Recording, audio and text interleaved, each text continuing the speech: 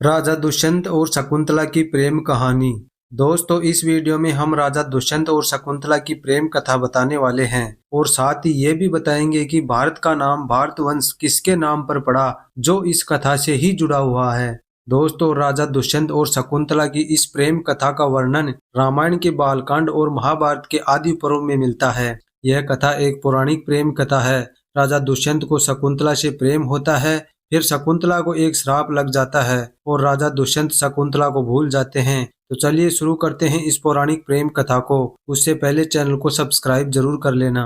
दोस्तों, महर्षि विश्वामित्र जन्म से एक ब्राह्मण नहीं थे, लेकिन उन्होंने अपने तप और उग्र तपस्या के बल से वर्षों की तपस्या के पश्चात ऋषि होने का वरदान प्राप्त कर लिया था। लेकिन विश्वामित्र ब्रह्मा ऋषि बनना चाहते थे, इसलिए पुष्कर के तट पर जाकर पुनः तपस्या शुरू कर दी। ऋषि विश्वामित्र की इस कठोर तपस्या से राजा इंद्र घबरा गए।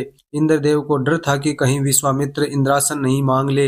यह विचार कर तपस्या भंग करने के लिए अपनी अप्सरा मेनका को एक कन्या के रूप में धरती पर भेजा। उधर नित्य की भांति ऋषि विश्वामित्र अपने दैनिक कार्यों में लगे हुए थे।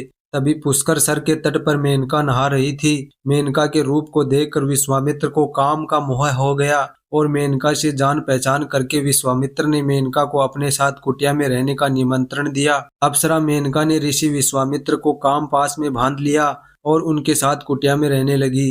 विश्वामित्र और मेनका 10 वर्षों तक साथ रहे। इसके दौरान दोनों के सहयोग से एक पुत्री हुई। बाद में विश्वामित्र को महसूस हुआ कि उनकी तपस्या तो भंग हो गई है।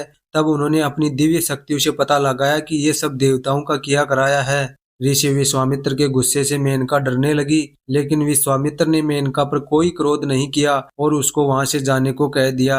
महर्षि विश्वामित्र ने काम पर विजय प्राप्त करने के लिए कामदेव की तपस्या करने का निश्चय किया। इसके लिए विश्वामित्र ने अपनी पुत्री को ऋषि काणु के आश्रम पर छोड़ दिया और स्वयं उत्तर में कोसी नदी के किनारे जाकर तपस्या करने लगे। अगले दिन जब ऋषि कणु ने एक कन्या को शकुओं से रक्षा करते हुए देखा, तो उन्होंने उस कन्या को उठा लिया और उसका पालन पोषण करने का निश्चय किया। शकुओं के पास मिलने के कारण उसका नाम शकुंतला रख दिया।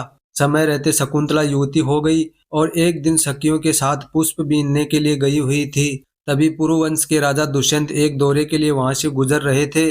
शकुंतला को देखते ही उससे मिलने का मन बनाया। कश्यप गोत्रीय शकुंतला का पीछा करते हुए राजा दुष्यंत ऋषि कणु के आश्रम पहुंच गए। वहां जाकर आवाज लगाई और वहां विश्राम करने का निवेदन किया।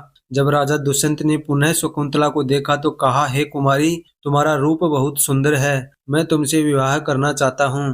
तब शकुंतला ने कहा, मेरे पिता कण्व अभी यहाँ नहीं हैं, जब वो आ जाएंगे तब उनकी अनुमति से आपसे विवाह कर सकती हूँ। शकुंतला ने एक शर्त भी रखी कि हमसे जो पुत्र होगा आप उसको सम्राट घोषित करेंगे।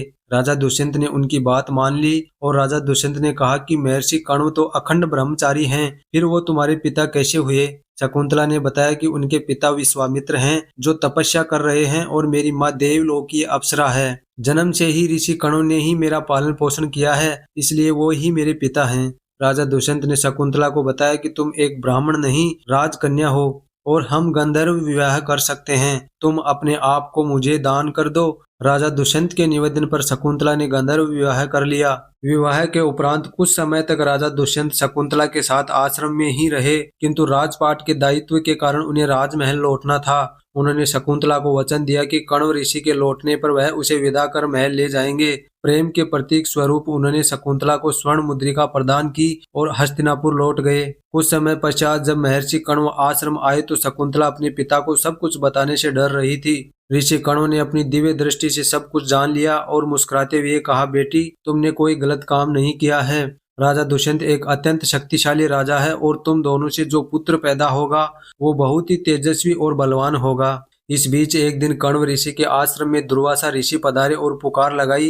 राजा दुष्यंत के विचारों में खोई शकुंतला उनकी पुकार सुन नहीं पाई, जिसे दुर्वासा ऋषि ने अपना अपमान समझ लिया और शकुंतला को श्राप दे दिया कि जिस किसी के ध्यान में लीन होकर तूने मेरा अपमान किया है वह तुझे भूल जाएगा। दुर्वासा ऋषि का श्राप सुनकर शकुंतला का ध्यान टूटा और वह अपने विचारों की दुनिया से बाहर आई। वह ऋषि के चरणों में गिर पड़ी और क्षमा याचना करने लगी। तब दुर्वासा ऋषि का हृदय द्रवित हुआ और उन्होंने कहा कि मैं अपना श्राप तो वापस नहीं ले सकता, किंतु ये आशीर्वाद देता हूँ कि तुम्हारे प्रेम का प्रतीक चिन्ह देखकर तुम्हारे प्रेमी को तुम्हारा पुनः स्मरण हो जाएगा। फिर एक दिन कण्व ऋषि ने शकुंतला को कहा कि अब तुमको अपने पति के पास जाना चाहिए। विवाहित स्त्री का इस तरह रहना कीर्ति और धर्म का घातक अपमान है। शकुंतला अपनी मां समान दासी गौतमी के साथ हस्तिनापुर के लिए निकल गई। रास्ते में गंगा से पानी पीने के लिए जैसे ही शकुंतला ने अपनी अंजलि भरी तो उसकी अंगूठी पानी के अंदर गिर गई, लेकिन उसको इसका पता नहीं चला। जब शकुंतला हस्तिनापुर पहुंची तो उसने स्वयं को उनकी पत्नी बताते हुए कहा, आपके राज्य का सम्राट उनकी कोख में पल रहा है। तब राजा दुष्यंत ने तापसी स्त्री कहते हुए शकुंतला का तिरस्कार किया। तब गौतमी ने कहा कि तुम इनको अपनी अंगूठी दिखाओ। शकुंतला ने अपनी अंगूठी ढूंढने की कोशिश की, लेकिन उसको नहीं मिली। तब राजा दुष्यंत ने उसको वहां से जाने को कहा। गौतमी ने कहा कि हम वापस ऋषि कर्ण के आश्रम लौट चलते हैं, लेकिन एक दास ने कहा कि हम शकुंतला को यहीं पर छोड़कर चलेंगे। इतना कहकर दासी लोग वहां से निकल गए। राजा दुष्यंत के महामंत्री ने शकुंतला के प्रसव तक उसको अपने आश्रम पर ठहरने का निवेदन किया। शकुंतला की अनुमति के साथ दोनों आश्रम की तरफ निकल पड़े। रास्ते में शकुंतला की माता मेनका प्रकट हुई और शकुंतला को अपने साथ लेकर अदृश्य हो गई। मेनका शकुंतला को लेकर ऋषि मारीची के आश्रम गई और उसको वहां छोड़कर वापस स्वर्गलोक चली गई। एक दिन राजा के कर्मचारियों ने एक मछुआरे को राजा की अंगूठी चुराने के जुर्म में गिरफ्तार किया और राजा के सामने पेश किया। मछुआरे ने राजा से विनती की कि महाराज, ये अंगूठी मुझे प्रातःकाल एक मछली के पेट से मिली। राजा दुष्यंत उस अंगूठी को देखकर सब कुछ जान गए और उनको अपनी भूल और शकुंतला के तिरस्कार करने का अफसोस हुआ। राजा दुष्यंत ने अपने मंत्री को बुलाया और शकुंतला का पता पूछा। मेनका के साथ अदृश्य होने की बात सुनकर राजा दुखी हो गए। एक दिन भगवान इंद्र का दूत राजा दुष्यंत के दरबार में आया और दानवों के खिलाफ युद्ध में देवताओं की सहायता करने का निवेदन किया। दानवों और देवताओं के बीच में घमासान युद्ध हुआ। इसमें देवताओं ने विजय प्राप्त की। युद्ध में विजयी होने के उपरांत वे आकाश मार्ग से वापस लौट रहे थे कि उन्हें कश्यप ऋषि का आश्रम दिखाई पड़ा और वे उनके दर्शन के लिए रुक गए।